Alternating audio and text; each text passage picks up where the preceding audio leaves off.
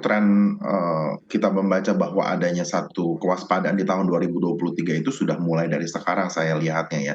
Para pelaku usaha cenderung untuk melakukan kehati-hatian untuk dalam melakukan ekspansi dan sebagainya meskipun kita lihat bahwa aktivitas di masyarakat sudah mulai membaik dan kita sudah masuk era normal barulah seperti seperti kita sudah pahami semua.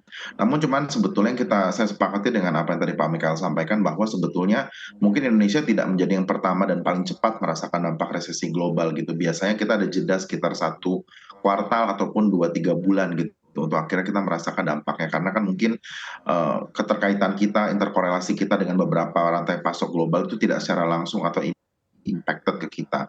Nah, tetapi sebetulnya yang kita juga patut waspadai adalah seperti kita lihat juga bahwa kalau memang betul akan ada terus koreksi ataupun peningkatan suku bunga di The Fed sebagai acuan bunga bank sentral global, itu pastinya kita akan terdampak juga secara permodalan itu yang pertama. Dan kemudian kita melihat juga bahwa ada potensi kenaikan harga pangan yang sebetulnya kemarin kita sudah tahu Rusia melakukan sedikit goncangan gitu terhadap komitmennya untuk bergabung dalam rantai pasok global untuk menyediakan beberapa komoditas pangan.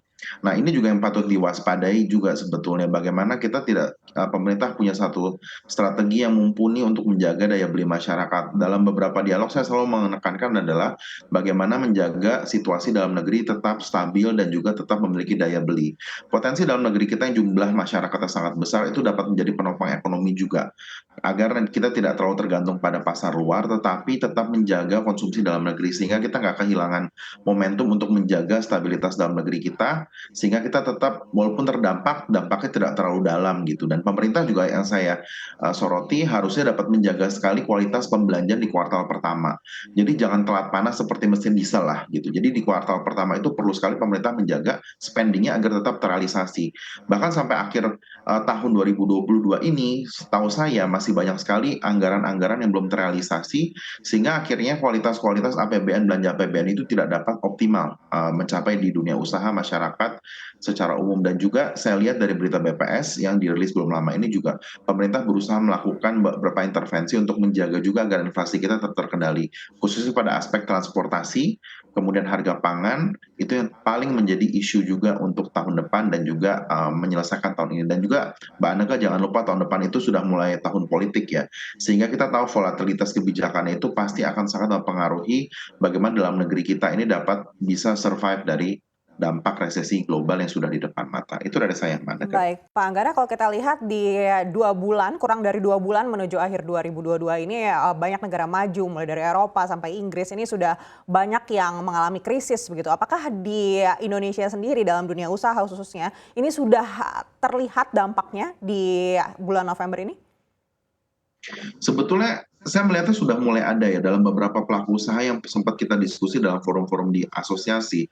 Mereka sudah mulai mengeluhkan juga terdapat khususnya adalah ternyata pemulihan yang terjadi di global itu tidak sebaik yang kita harapkan gitu. Sehingga kita sudah melihat beberapa pelaku usaha sudah mulai ancang-ancang melakukan penyesuaian operasional. Dampaknya bisa macam-macam, apakah aspek dari sisi strategi diversifikasi portfolio atau bahkan melakukan penyesuaian ketenaga kerja. Nah, ini juga sebetulnya sudah jadi satu signal gitu dan beberapa kali di dalam beberapa forum hal ini sangat ditekankan untuk adanya kehati-hatian pemerintah terutama dalam memutuskan kebijakan-kebijakan yang mampu mengganggu daya beli masyarakat di dalam negeri gitu. Jadi kalau kita mulai terasa atau tidak, saya rasa udah mulai terasa ya dalam beberapa harga, juga harga komoditas alternatif seperti alternatif protein seperti telur, sekarang harganya bergerak di antara 24 sampai 26 ribu rata-rata gitu. Jadi itu juga menjadi satu signal juga bahwa kontribusi inflasi ini sudah mulai terasa di masyarakat. Tapi kita tidak memungkiri juga di beberapa sektor komoditas seperti mungkin